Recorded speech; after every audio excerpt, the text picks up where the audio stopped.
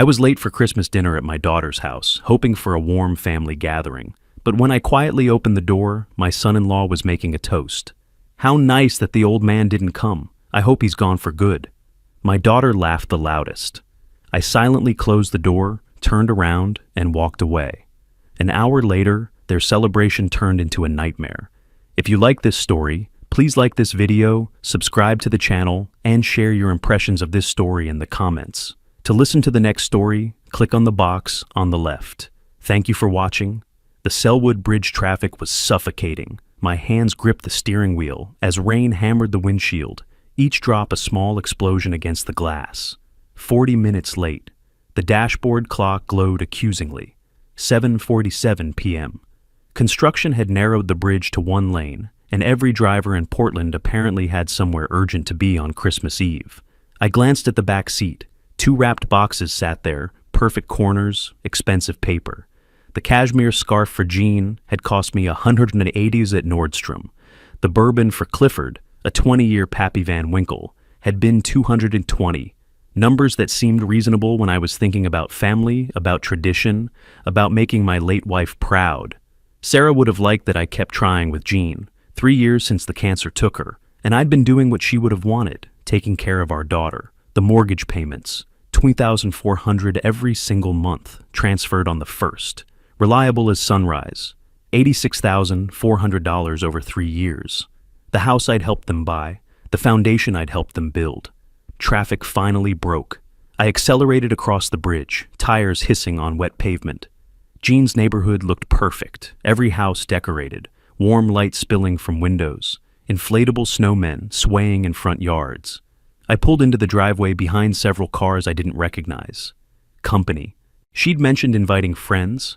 I checked my reflection in the rearview mirror, smoothed my collar, ran a hand through my gray hair. Presentable, dignified. A father arriving for dinner with his daughter. The gifts felt heavier as I carried them up the walkway. Through the front window, I could see figures moving, hear laughter. My finger hovered over the doorbell, then moved to the doorknob instead. No need to make them answer. I was family. The door opened silently on well-oiled hinges. I stepped into the entryway and froze. The scene assembled itself in fragments. Dining room table to my left. 8 people seated. Wine glasses catching candlelight. A turkey at the center. Garland draped along the mantel. Jean's wedding china, the set that had been Sarah's, that I'd given them when they married. The expensive Malbec I'd sent last month. 3 bottles now empty on the sideboard. The dining table I'd helped Jean pick out at that furniture store in Beaverton. No one had noticed me.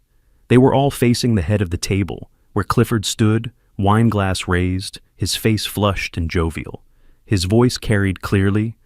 "Thank goodness that old man didn't show up tonight. I hope he disappeared forever. Maybe we finally got lucky this Christmas." The words landed like physical blows. I stood motionless, gifts in hand, a ghost witnessing his own funeral. Someone, a man I didn't recognize, called out, "Finally we can breathe!" Another voice, "Best Christmas gift ever." Then Jean laughed. My daughter's laughter rose above everyone else's. That uninhibited sound I remembered from her childhood, genuine and unrestrained. She wasn't uncomfortable. She wasn't defending me. Her hand pressed the table for support, her face bright with amusement, completely relaxed in her mockery. My hand remained on the doorknob. 3 seconds. 4. The room blurred at the edges while the center remained sharp. Clifford's smug face, Jean's profile, the raised glasses, the casual cruelty of people who felt safe among allies. I closed the door. Not a slam, just a soft click. The walk back to my car stretched longer than the walk to the house. My feet moved automatically, each step measured. I opened the rear door and placed the gifts on the seat, not throwing them, not crushing them, just setting them down with mechanical precision. The cashmere scarf, the expensive bourbon. Numbers I was suddenly seeing differently. I sat in the driver's seat and didn't start the engine. Rain continued falling, softer now, almost gentle. Christmas lights blinked in windows up and down the street. Red, green, white, blue. Families inside, probably. Real families. I opened my phone's banking app. The transfer history loaded. Monthly payments marching backward through time. Each one exactly $2,400. each one labeled mortgage assistance. December, November, October. Backward through this year, last year, the year before. I scrolled to the beginning. December 2021. The first payment. The month after Sarah died, when Jean had called crying about foreclosure, when being a good father meant helping however I could. $86,400 total. The number glowed on my screen. I took a screenshot, then opened my contacts. Robert Kane answered on the second ring. Robert, I need to meet tomorrow morning. First thing, everything has changed. He started to ask something, but I cut him off gently. Tomorrow, early. I ended the call and sat in silence. 3 blocks away from Jean's house now. I didn't remember driving here, but here I was, parked under a streetlight that cast everything in amber. The gifts were still in the back seat. The rain had stopped. Somewhere, church bells were ringing. I looked at the banking app one more time before closing it. $86,400, I said aloud to the empty car. Not a question, not an exclamation, just a fact that would define everything coming next. Robert Kane's law office occupied the 3rd floor of a renovated building in the Pearl District. I'd been sitting in my car in the parking lot since sunrise, watching the windows, waiting. When Robert's silver Lexus pulled into his reserve spot at 8:15 a.m., he saw me immediately and walked directly to the entrance without the usual pleasantries. He knew me well enough to recognize urgency disguised as patience. The office was minimalist, glass, steel, and white walls. So different from yesterday's warm, decorated house. Robert unlocked the door, flipped lights on, and gestured me toward the conference room without a word. I carried a manila folder I'd assembled during the sleepless night. Coffee? He asked. No, thank you. We sat across from each other at the long table. I opened the folder and began laying out documents with the same precision I'd once used arranging blueprints. Bank statements first, 3 years of monthly transfers highlighted in yellow. Then the printed emails from December 2021, screenshots of text messages, everything organized by date, with neat tabs separating categories. Robert pulled on his reading glasses and began reviewing the materials. He was 52, had been handling my legal affairs for 15 years. Estate planning, business contracts during my architectural practice, Sarah's will. He understood how my mind worked. Tell me what happened, he said, not looking up from the bank statements. I recounted Christmas Eve with clinical precision, the traffic, the late arrival, the unopened door, Clifford's toast, word for word, the laughter, Jean's laughter, loudest and longest, my silent exit, no emotion in my voice, just facts, sequence, evidence. Robert set down the bank statements and picked up the email thread from 3 years ago. I'd printed the entire exchange. He read aloud, I'll help with the mortgage until you're financially stable. This is temporary support. He looked at me. Jean's response, thank you, Dad. We'll pay you back when we can. He removed his glasses. This changes everything. In Oregon, this establishes loan intent, not gift intent. Combined with your payment documentation, the labeled transfers, the explicit mention of repayment, Dennis, you have a recoverable loan. What's the process? Formal demand letter, 60-day response period. If they refuse payment or ignore the demand, we file in circuit court for breach of contract. With this documentation, your likelihood of success is excellent. I took notes in my small, precise handwriting. Timeline? Demand letter drafted today, sent via certified mail tomorrow. They'll have 60 days to respond or arrange payment. If they refuse, we file. Court date within 90 days, typically. Costs? $5,000 retainer. If it goes to trial, possibly $10,000 to $15,000 total, but that's worst case. Most family loan disputes settle once defendants realize the documentation is solid. He paused. Dennis, are you certain? This is your daughter. Completely certain. He didn't ask again. We spent the next 2 hours building the strategy. Robert pulled up Oregon revised statutes on his computer, read sections aloud about verbal and written agreements, about family loan enforcement, about documentation requirements. We drafted the demand letter together, formal, precise, leaving no room for misinterpretation. When he slid the engagement letter across the table, I reviewed the fee structure carefully before signing. My signature was steady. I wrote a check for $5,000 without hesitation. An investment in justice, not revenge. I'll have the demand letter ready for your review by this afternoon, Robert said as I stood to leave. Certified mail goes out tomorrow morning. We shook hands. His grip was firm, professional, sealing a contract we both understood. I drove to a coffee shop in the Alberta district and sat in the window booth for an hour. The coffee grew cold, untouched. Outside, people moved through their normal post-Christmas routines, returning gifts, spending gift cards, living uncomplicated lives. I watched them and processed what I'd set in motion. The daughter I'd raised was now officially an adversary in a legal proceeding. The house I'd helped purchase was now collateral in a debt recovery case. The family I'd protected was now the opposition. I drove home as afternoon light faded to dusk. My living room looked exactly as it had for 3 years. Same furniture, same photographs on the mantle, same silence. This was the room where Sarah died, where hospice nurses had come and gone, where I'd held her hand during those final hours. This was the room where I'd decided to help Jean with the house because that's what family does. My phone rang at 6:30 p.m. Jean's name on the screen. I let it ring 4 times before answering. Each ring would increase her anxiety slightly, a small recalibration of power dynamics. Hello, Jean. Dad, why didn't you come to dinner last night? We were so worried. Clifford kept checking outside, thought maybe you had car trouble. We saved you a plate. When can you come by to get it? Her voice dripped with false concern, honey-sweet manipulation. She had no idea I'd heard everything. Her lies were reflexive, automatic, polished by years of practice I'd been too blind to notice. I had matters to attend to. Everything is fine. Pause. I could hear her confusion. Well, okay, but about the plate? No, I won't need the plate. Donate it or dispose of it. Longer pause. Oh, okay. Well, we're planning New Year's dinner too. Same group, maybe a few more people. Can you come? Maybe around 6? I have plans. Let's keep in touch through phone for now. Dad, is everything okay? You sound different. Yes. Goodbye, John. I ended the call and set the phone down. Professional distance, no emotion, no explanation. Let her wonder, let her worry. The demand letter would arrive in 2 days and provide all the explanation necessary. I stood and walked to the mantel, picking up the framed photograph of Sarah, the only moment my composure cracked, privately, where no one could see. I'm sorry, sweetheart, I said to her image. I was blind. I let our daughter become someone you wouldn't recognize. I should have seen it sooner, but I'm seeing clearly now. Not a question, a statement, a promise. I set the photograph back carefully, aligned it precisely with the others, and returned to my chair.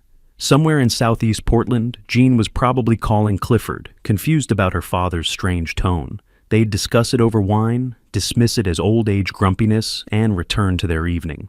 They had 2 days of peace left before the certified letter arrived. 2 days before they learned that $86,400 doesn't disappear just because you wish the lender would. My phone buzzed against the side table. Jean's name lit the screen, then faded to black. 3 minutes later, it buzzed again. Clifford this time, then Jean, then Clifford.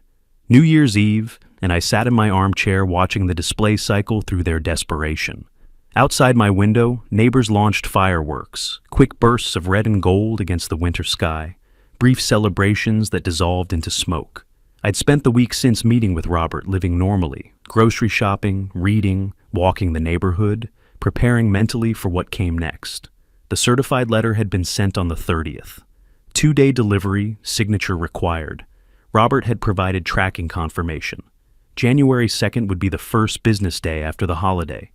That's when it would arrive. That's when they'd understand. My phone buzzed again.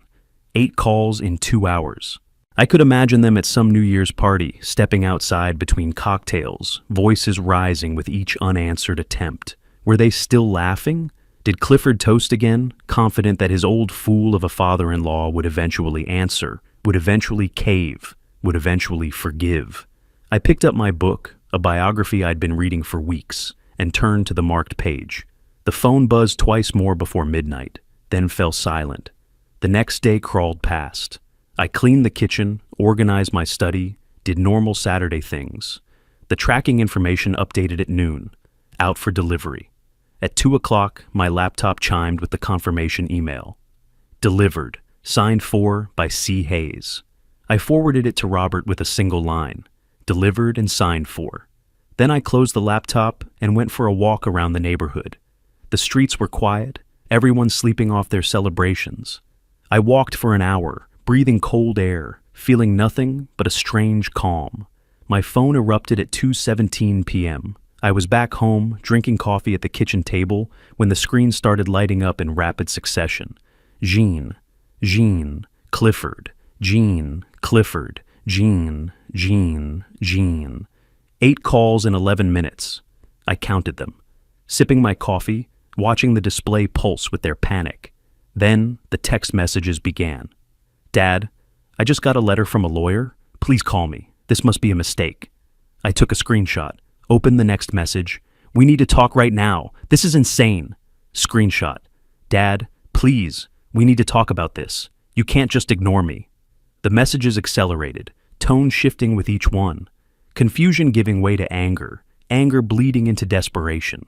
I read them all carefully, noting the progression, the manipulation tactics, the absence of any genuine apology, always focused on my actions, never on theirs.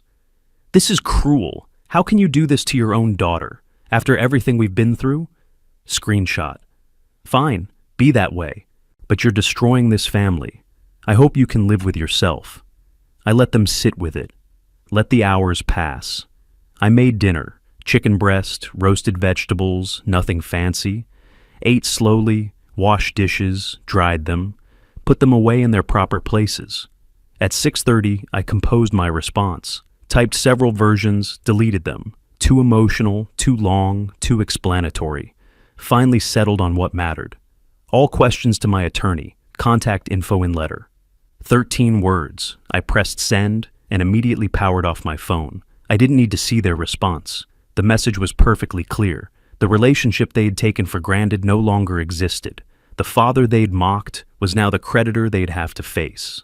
That evening, I stood in my study looking at the family photo wall. Jean, as a toddler on my shoulders at the zoo. Her high school graduation, cap tilted at an angle. Her wedding day, me walking her down the aisle while Sarah dabbed tears from her eyes. My wife appeared in nearly every frame, smiling, radiant, proud of the family we'd built. I didn't take the pictures down. They were part of the architecture of my life, the foundation that had been real, even if the structure built on top had proven unstable. Tomorrow, the legal clock would start its 60-day countdown. Tomorrow, they'd begin to understand that some things, once broken, cannot be repaired. I turned off the study light and went to bed. Outside, a few late fireworks popped in the distance. New year, new reality, for all of us. The attorney's office smelled like old carpet and desperation. Clifford sat across from a man in his 50s wearing a tie with coffee stains, watching him read through the documents with increasing grimness. 5 days had passed since the demand letter arrived. Clifford had spent them Googling phrases like fight family loan and reading forum posts from people who'd successfully avoided debts. He'd convinced himself my case was weak. I learned all this later from Marcus, my grandson, who maintained contact with both sides of the family despite the growing divide. He was 23, worked in tech, had the kind of sharp intelligence that let him see through pretense. He'd heard his mother's version of the legal consultation and understood enough to know I'd want the details. The budget attorney, Marcus said his office was in a strip mall between a nail salon and a tax preparation service, had reviewed everything Clifford brought, the email thread, the bank statements I'd included with the demand letter, the timing, the language, the systematic documentation. Well, Clifford had asked, expecting validation. The attorney sighed. Mr. Hayes, I won't take your money if I can't help you. Your father-in-law has a strong case, bank records showing consistent $2,400 payments, labeled as loan or mortgage assistance, spanning 3 years, email documentation establishing repayment intent. Oregon recognizes verbal loan agreements, especially with this level of documentation. You could fight it, spend thousands on legal fees, and still lose. Then you'd owe the original amount plus court costs. Marcus said Clifford's face had gone red. But he never asked for repayment, not once in 3 years. Doesn't that prove it was a gift? The attorney shook his head. Actually, it suggests patience or trust, neither of which negates the loan structure. The initial agreement called it temporary support. Your wife acknowledged future repayment. The court will see this as a family loan that's now being called due. It happens. Clifford left that office and called Jean from his car. Marcus heard her side of the conversation later that evening. "He says we're screwed," Clifford told her. "The old man set us up. Everything documented. Even that email you sent." "What email?" Jean's voice had gone high, panicked. "The one where you said, we'll pay you back when we can. 3 years ago. You don't remember?" Silence. She remembered. I learned Jean made her decision that night. She'd ambush me in person, use the tactics that had always worked. Tears, invocation of her mother's memory, the particular kind of emotional manipulation she'd perfected over 35 years. She knew my routine.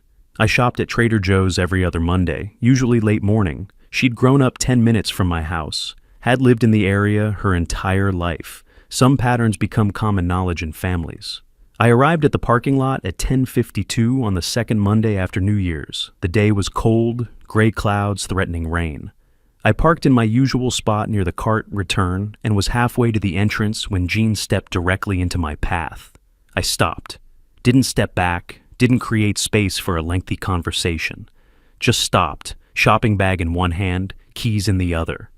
Dad, please, we need to talk. This is crazy. Lawyers, legal letters. It's me, your daughter. Can't we just sit down like family and work this out? Mom wouldn't want this." She reached toward my arm, but didn't quite touch me. Using Sarah, the final manipulation, the one that had always worked. "My daughter died that Christmas evening." My voice was quiet, matter of fact. Jean's face went white. "What? Dad, I heard you laughing. I heard Clifford's toast about hoping I'd disappeared forever. I was standing in the doorway. I heard everything."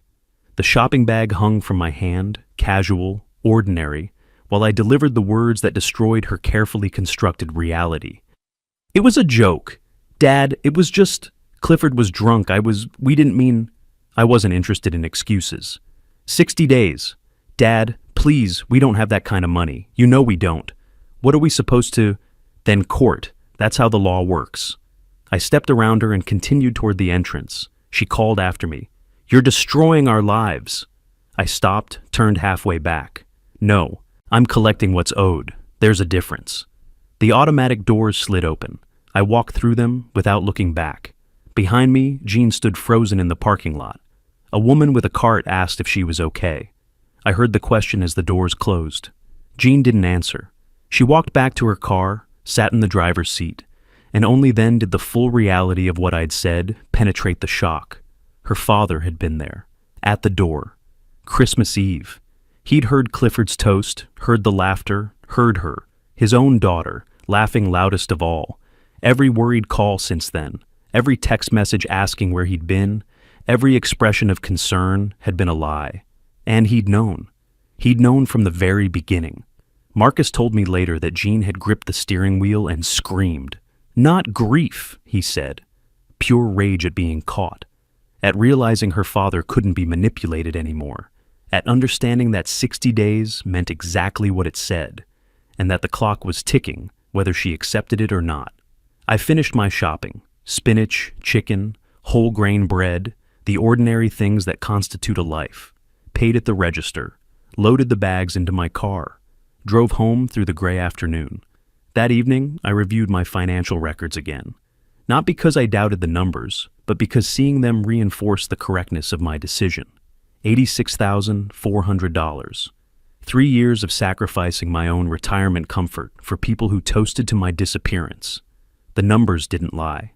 The laughter didn't lie. 47 days remained. 3 weeks passed. I spent them reviewing my monthly budget spreadsheet, walking the neighborhood, reading books I'd been meaning to finish. Normal life, deliberately maintained. The phone call from Marcus came on a Tuesday afternoon while I was organizing my tax documents. "Grandpa, I need to tell you something." His voice carried that particular tension that meant bad news. "Dad's been calling people from Christmas dinner, asking weird questions about you, whether you seemed forgetful, confused, anything like that. Mom didn't want to do it, but she didn't stop him either." I set down my pen. "Thank you for telling me, Marcus. I appreciate your honesty." "Are you okay?" "I'm fine. Better than fine, actually." After we hung up, I poured myself coffee and waited. The financial math was brutal and inescapable. Marcus had mentioned their late-night arguments, Jean screaming about their bank balance, Clifford insisting I'd back down. They had $12,000 saved. They owed $86,400. Simple subtraction revealed their desperation. People who have been cornered don't surrender. They attack. The confirmation call came 2 days later from an old colleague. Someone's been asking about you, asking if you seemed forgetful at events, if you repeated yourself, if you had trouble with directions. I thanked him and added it to my notes. They were building a false narrative. Amateur hour, but dangerous nonetheless. I created a timeline document that evening. Left column, dates of my mortgage payments to John and Clifford. Right column, major life events proving mental competency. Refinancing my own home, complex investment decisions, consulting work after retirement. 3 years of evidence that I'd been sharp, careful, methodical. The social worker arrived on a Tuesday morning. No warning, no appointment. I answered the door to find a woman in her 40s with a tablet and a practiced expression of concern. Mr. Olson, I'm Sarah Chen from Adult Protective Services. We received a report about your well-being. May I come in? I stepped aside, gestured her to the living room. My coffee was already made, my documents already organized on the dining table.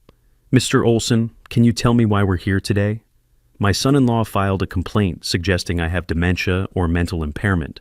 He did this because I'm collecting a substantial family debt through legal channels. He hopes declaring me incompetent will invalidate the debt. It won't, but I understand why he's trying. Sarah's expression remained neutral, but I caught the slight shift in her posture. She'd heard this story before. Family using the system as a weapon. The assessment took 90 minutes. Count backward from 100 by sevens. Draw a clock showing 3:15. Remember 3 words and repeat them later. Name the current president, the previous president, today's date. I answered every question correctly, calmly, without hesitation. The clock drawing was almost insulting in its simplicity. I sketched a perfect circle freehand, positioned all 12 numbers precisely, drew hour and minute hands to exactly 3:15. 40 years of architectural drafting made this trivial. You have steady hands, Sarah commented. 40 years of technical drawing, some skills don't fade. When she asked about finances, I pulled up my investment portfolio on my laptop. 60% equities, 30% bonds, 10% cash equivalents. I rebalance quarterly based on market conditions and my age-appropriate risk tolerance, currently generating approximately $78,000 in annual passive income. Sarah took notes. Do you manage these accounts yourself? Every transaction. I review statements weekly, tax documents quarterly. Last year, I generated $78,000 in investment income and paid $14,200 in taxes. My accountant handles the filing, but I verify every number. That's more than most people my age manage. I allowed myself a small smile. Experience helps. Her final questions probed the family situation. Your son-in-law says you've made threats, acted with unusual hostility toward your daughter. Is there conflict in the family? I didn't hedge. Yes. I overheard them mocking me at a family gathering, celebrating my absence, hoping I'd disappear permanently. I decided to collect the money I'd loaned them. That's not hostility, that's consequences. I slid the legal demand letter across the table. Sarah read it, then closed her tablet. Mr. Olson, I see no evidence of impairment. I'll be closing this case. After she left, I sat in silence for exactly 5 minutes. They'd really thought this would work. Thought they could paint me as a confused old man who didn't understand his own decisions. That's what they saw when they looked at me. Not a person, just an obstacle. An obstacle they could remove with lies and manipulation. I picked up my phone and called Robert. Robert, they just tried to have me declared mentally incompetent. Adult Protective Services came to my home. Obviously it failed. I'm not incompetent. But this tells me everything I need to know about how far they'll go. Robert's voice was grim. That's actually good for us legally. Demonstrates bad faith. I'll note it in the file. Time to move to the next phase. File the lawsuit. I'm done waiting. The rain hammered Portland streets the morning the 60-day deadline expired. I sat in Robert's conference room, watching water stream down the windows while he spread the court filing across the table. Multnomah County Circuit Court. Case type, debt collection, amount, $86,400. They had until midnight last night, Robert said. They didn't pay, couldn't pay. My paralegal filed electronically at 9 this morning. He tapped the document. It's official now. Case number 25CV04892. Trial set for mid-April, but realistically, we're looking at settlement discussions before then. What if they don't settle?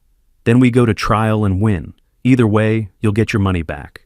The question is how much additional legal fees they want to accumulate fighting the inevitable. I nodded once, saved the PDF he'd emailed me, and drove home through the rain. 3 days later, my phone rang with a number I recognized, my bank's main office.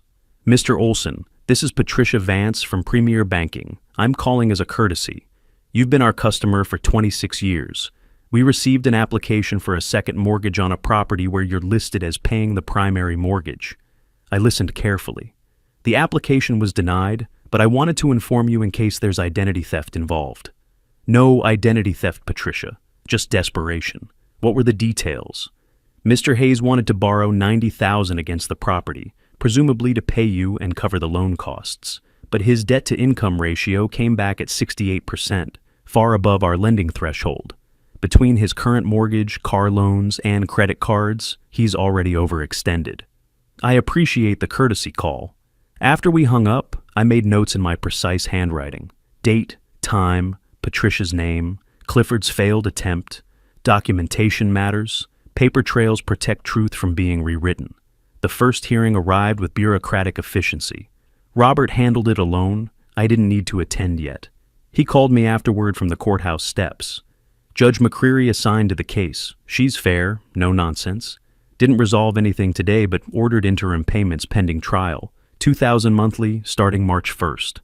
I calculated immediately. Their mortgage plus this meant over half their income gone before they bought groceries. Good. Robert paused.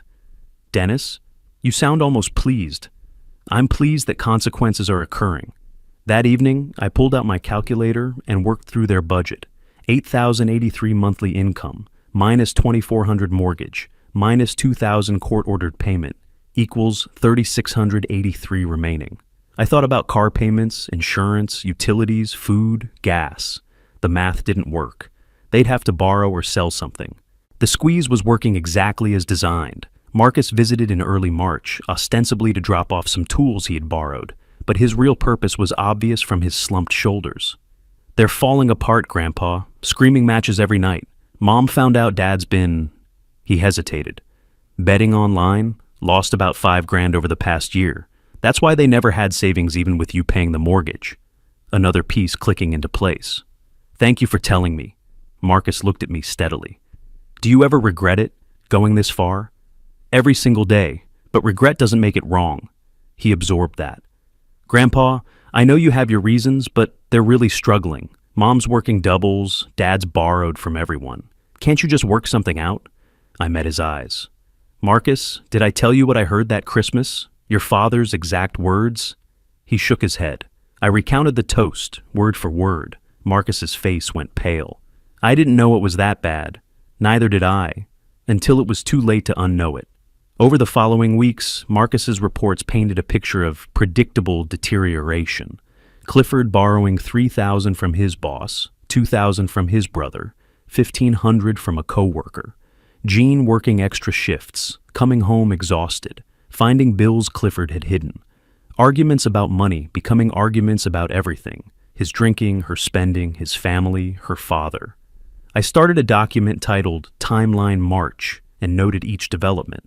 Not because I enjoyed their suffering, I didn't, not really, but because I needed to know if the pressure was achieving its goal, making them understand that actions have consequences. On Marcus's next visit, he looked even more troubled. Mom screamed at Dad last night. You lost $5,000 betting online while my father paid our mortgage? No wonder he wants his money back. Dad yelled back, your father's the one destroying us. He could forgive this, but he's choosing not to. And Mom said, he paused. She said, maybe we deserve this. I sat with that sentence for a long moment.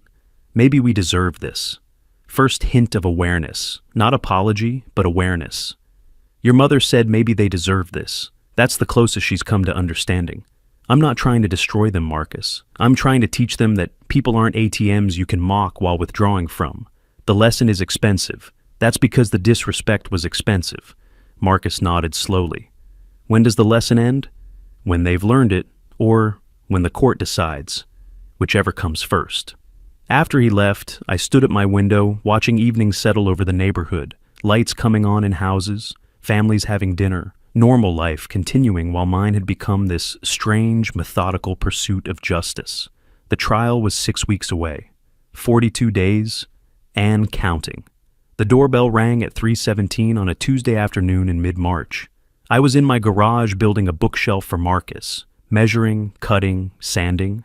The trial was exactly 1 month away. Through Marcus, I knew John and Clifford were spiraling. More debts, more arguments, more desperation. I set down my tools, wiped sawdust from my hands, and walked to the front door. Clifford's car sat parked at a careless angle in my driveway, one tire up on the grass. He stood on the porch, shoulders hunched, eyes red-rimmed, unshaven, wrinkled shirt, hands trembling. I opened the door, but didn't invite him in.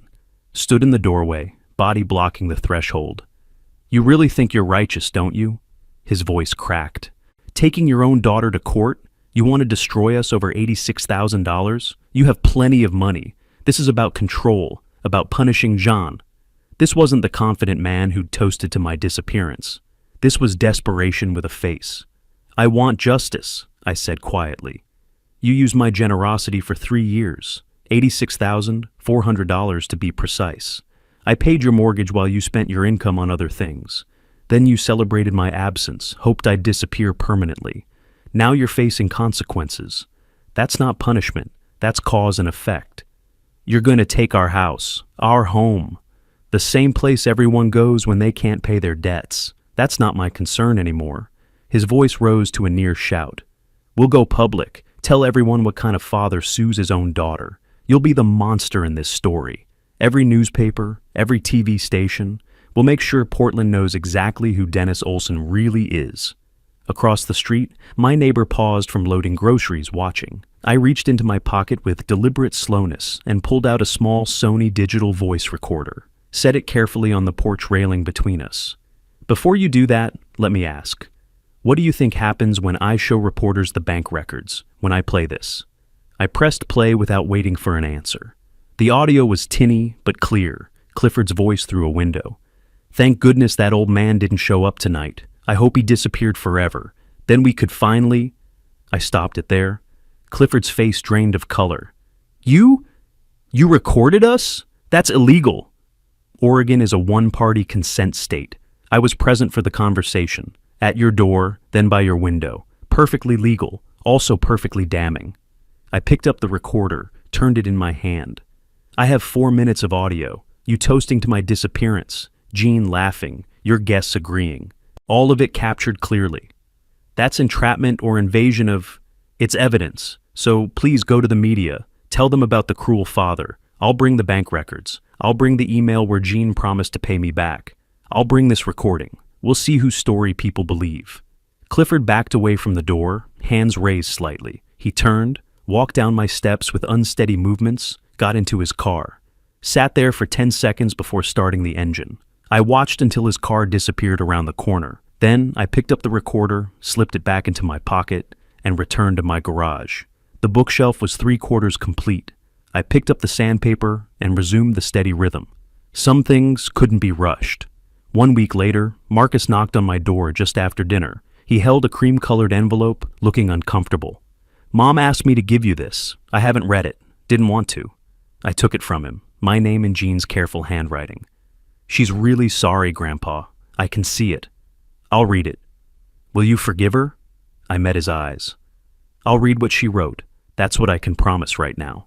After Marcus left, I opened the envelope at my kitchen counter. 3 pages on nice stationery, the kind Sarah used to use. "Dear Dad, I don't know how to start this."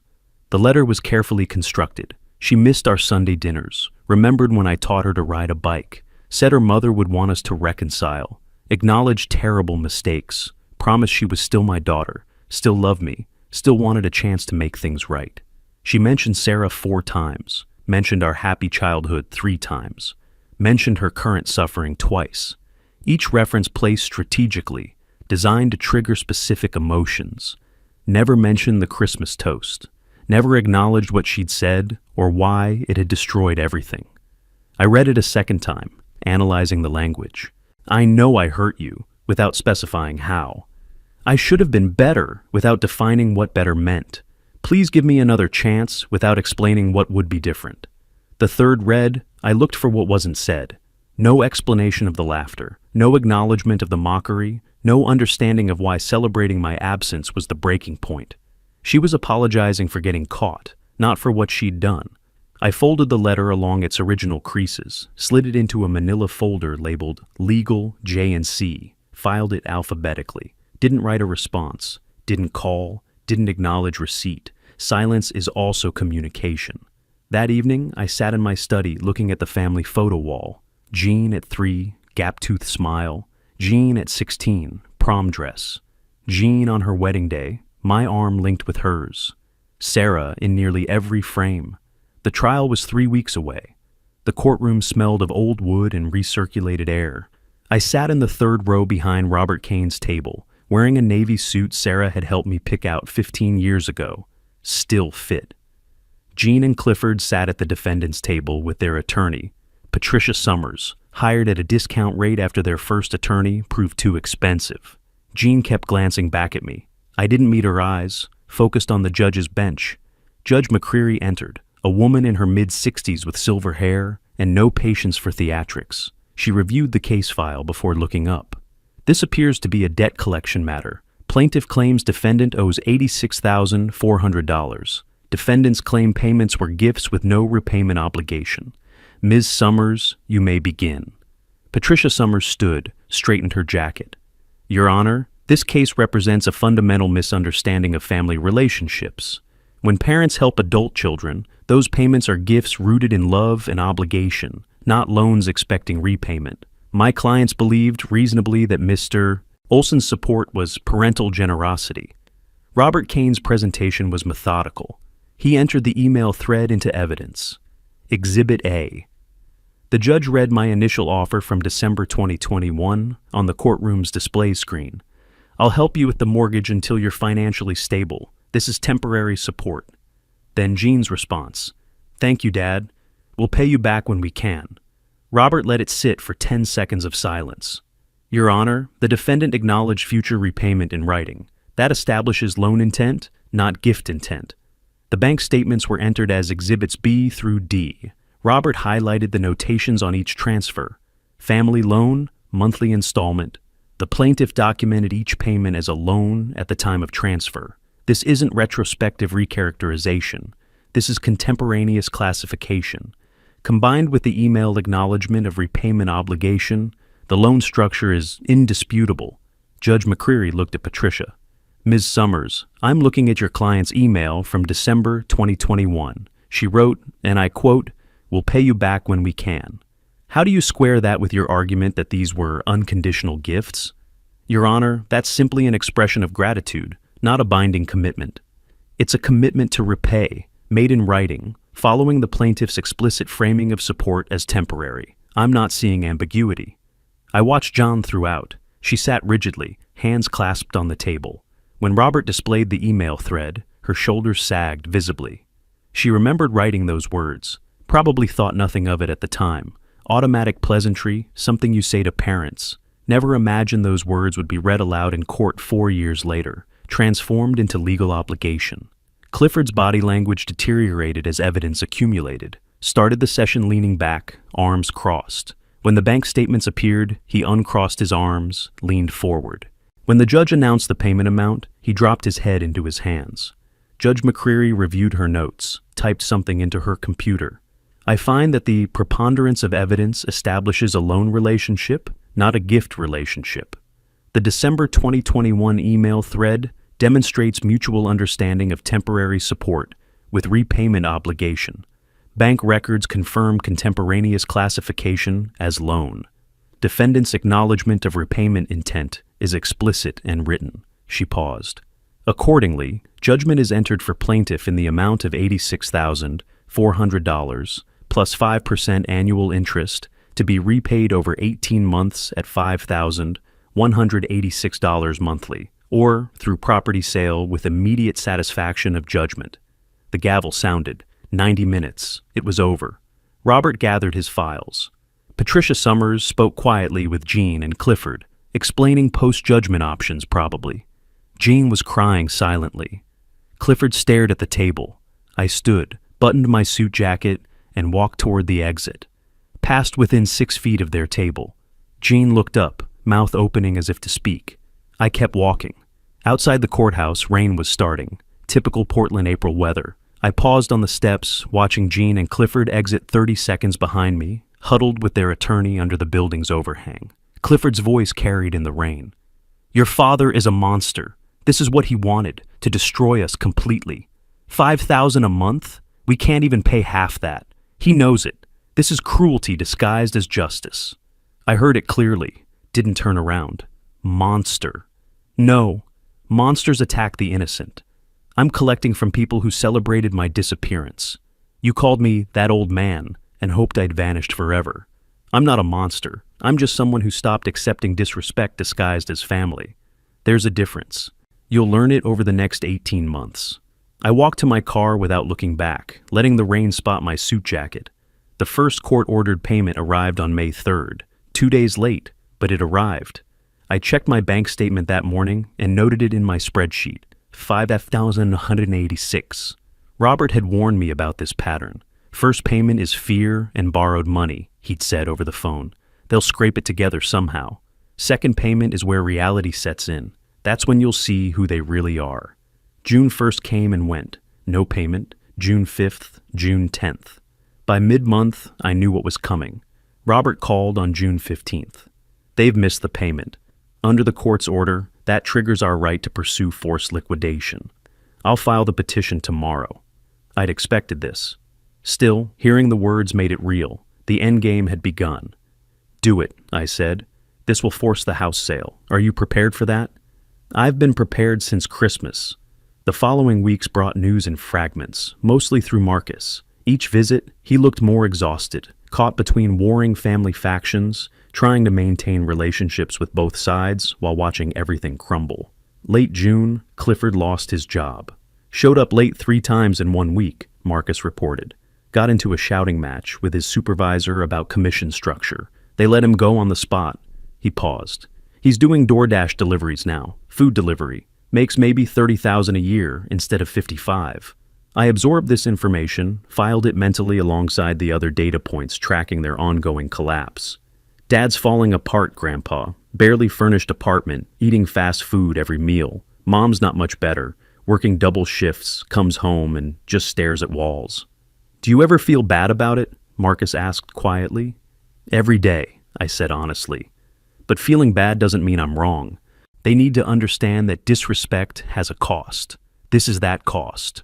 Early July brought the divorce filing. Marcus showed me the papers. Jean listed as petitioner, citing irreconcilable differences stemming from financial mismanagement and addiction to online gambling. She was blaming Clifford for everything. The asset division requests were almost comical. She wanted the house currently under foreclosure, the cars being repossessed, the furniture worth less than their accumulated debts. She's trying to salvage something, I observed. Marcus nodded grimly. There's nothing left to salvage. By mid-July, Clifford had moved out. The house foreclosure process accelerated. Jean received official notice. The property would be sold at auction to satisfy the judgment debt. Then, on a Thursday evening in late July, my phone buzzed while I was watering my garden. Jean's text message appeared. Dad, please, I need to see you. I understand now what I did wrong. I'm begging you to stop the foreclosure. I have nowhere to go. Please. I stared at the message for a full minute. Could ignore it. Should ignore it, probably. But something in me needed to hear what she thought she understood. Needed to know if 9 months of consequences had taught her anything beyond fear. I typed back, Stumptown Coffee, tomorrow, 2 p.m. The next afternoon, I arrived 10 minutes early. Ordered black coffee, selected a table by the window where we'd have privacy but remain visible, controlled the environment, positioning matters in every confrontation. Jean arrived looking diminished, thinner, graying hair she hadn't colored, clothes from seasons past. She started talking before I even sat down, words tumbling out in a rush. I know I failed you. I know what we said at Christmas was horrible. I've lost everything. My marriage, my home, my security. Haven't I been punished enough? Can't you forgive me now? I'm your daughter. Doesn't that mean anything?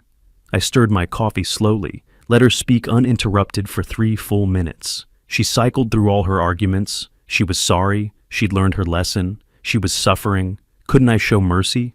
I watched her face throughout, searching for genuine remorse versus performed contrition. Saw mostly fear and desperation.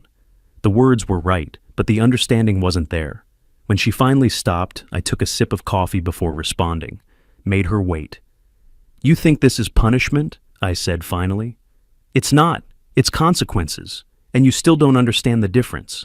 But I do understand. I understand respect now, gratitude, all of it. Just stop the foreclosure and I'll prove it to you. I shook my head slowly. You understand these concepts now because you're losing, not because you've genuinely learned them. That's not growth, Jean. That's fear masquerading as wisdom. Then what would make you stop? Nothing. The legal process is in motion. Consequences don't stop because they become uncomfortable. That's the entire point of consequences. I set my cup down carefully, met her eyes directly. You asked what you failed to understand. Here it is. You learned the price of greed, losing your house, your marriage, your comfort. But you haven't learned the value of respect, gratitude, or genuine love. Those things can't be learned through loss alone. They have to be chosen. You're crying because you lost something, not because you understand why you lost it. That's the fundamental difference. I stood, buttoned my jacket. Goodbye, Jean. She called after me as I walked to the door. Dad, please, I'm begging you. I kept walking, out to my car, unlocked it, sat in the driver's seat, started the engine. Through the window, I could see Jean still sitting at the table, head in her hands. I felt something. Not quite pity, not quite satisfaction, just recognition that the lesson was being delivered, even if she wasn't ready to learn it. I drove away without looking back, letting the coffee shop disappear in my rearview mirror, along with everything that conversation represented. The house sold on August 12th for $485,000. I sat in Robert's office 3 days later, reviewing the final settlement documents on his laptop screen. The distribution was clinical and precise. Mortgage payoff $398,000. My judgment with interest $92,948. Court costs $8,500. Realtor commission $29,100. Jean would receive the remaining $56,552. Everything's in order, Robert said. The debt is satisfied. You're whole again, financially speaking. I signed the acknowledgement. He slid the check across the desk. I was never not whole financially, I said, folding the check into my jacket pocket. That's not what this was about. I know, but legally, we measure resolution in dollars. Emotionally, that's your territory. I drove home thinking about that word. Resolution. 3 years of payments, 9 months of legal action, reduced to a single rectangle of paper now resting against my chest. Justice isn't always satisfying, but it is necessary. Marcus appeared at my door a week later. We sat on the back porch with iced tea, the same porch where I'd sat last Christmas morning before everything changed. I'd prepared the space beforehand, swept the leaves, wiped down the table, set out my wife's good glasses. Did you achieve your goal? Marcus asked without preamble. I considered the question seriously. I wanted them to understand that people aren't resources to exploit and discard. I wanted consequences for disrespect and manipulation. Did I get that? Partially. They understand consequences. Whether they've learned respect remains to be seen. Mom's working 2 jobs now. Dad declared bankruptcy. Their marriage is over. Was it worth it? The legal battle, the family destruction, all of it? The cost was high, I admitted. But the alternative, accepting disrespect, letting them believe cruelty has no consequences, that cost was higher. Not in money, in dignity. I explained what he didn't know yet. They weren't laughing at a joke. They were celebrating my potential absence, hoping I'd disappear so they could inherit without the inconvenience of my continued existence. That's not family love. That's financial planning disguised as relationship. Marcus absorbed this. That's harsh. It's honest. Harsh would be enjoying her suffering. I don't. But I won't pretend she's learned lessons she hasn't. A week later, I sat in my estate attorney's office, a different lawyer, specialty in probate. I'd brought a typed list of charities I'd researched, organizations serving isolated elderly populations, programs combating elder abuse, meal delivery services for homebound seniors. 70% of my estate to these charitable organizations, I said. 20% to my grandson Marcus. 10% to my daughter Jean, conditional on her completing a financial literacy program and 200 hours of volunteer service within 2 years of my passing. The attorney looked up from his notes. You're certain about the conditions? Completely certain. This isn't a trap. It's a choice. Financial literacy teaches the value of money. Volunteer service teaches the value of people. If she learns both, she's earned the inheritance. And if she doesn't, then she's proven she hasn't changed, and the money goes to charity instead. Her choice entirely. I explained it to Marcus over dinner that evening. He processed it quietly, then said, "You're still giving her a chance, after everything. I'm her father. I can enforce consequences without abandoning hope for growth. The two aren't mutually exclusive. She destroyed my trust. She didn't destroy my capacity to recognize potential change." That night, I sat on my porch as August drew to a close. The sun set over Portland's West Hills, painting the sky orange and purple. For the first time since Sarah died, I sat in her favorite chair. I picked up her photo from the side table, studied her face, forever frozen at 64, smiling at the camera during our last vacation together. I handled it, I told the photo quietly. Our daughter needed to learn respect, and I taught her the only way she could understand, through consequences. You would have been more gentle, but you would have understood why I couldn't be. I set the photo down gently and watched the sun complete its descent. 9 months ago, I stood at their door and heard them wish for my disappearance. Tonight, I sit on my porch, financially whole, legally vindicated, personally intact. I didn't win. Families don't have winners in conflicts like this. But I did something more important. I refused to be a victim. I established that respect matters. I taught consequences. Whether they learned is their story now. Mine is done, and I can live with how it ended. The sky darkened, stars began appearing. Somewhere in the distance, a dog barked. Normal sounds of a normal evening. I was no longer the man who'd carried wrapped gifts to a door on Christmas Eve. I was no longer the fool who'd paid bills while being mocked. I was no longer waiting for someone else to value me. I was simply Dennis Olson, architect, retired, widower, father to a daughter still learning, grandfather to a young man who understood loyalty, a man who knew the difference between being respected and being used, a man who'd reclaimed his dignity. I stood, picked up the empty glasses, and walked inside. Tomorrow would bring its own challenges, but tonight, for the first time in 9 months, I felt something close to peace. Not happiness, not triumph, just the quiet satisfaction of a man who'd stood his ground when it mattered most. Justice restored, dignity reclaimed, balance achieved, enough. If you like this story, please like this video, subscribe to the channel, and share your impressions of this story in the comments. To listen to the next story, click on the box on the left. Thank you for watching.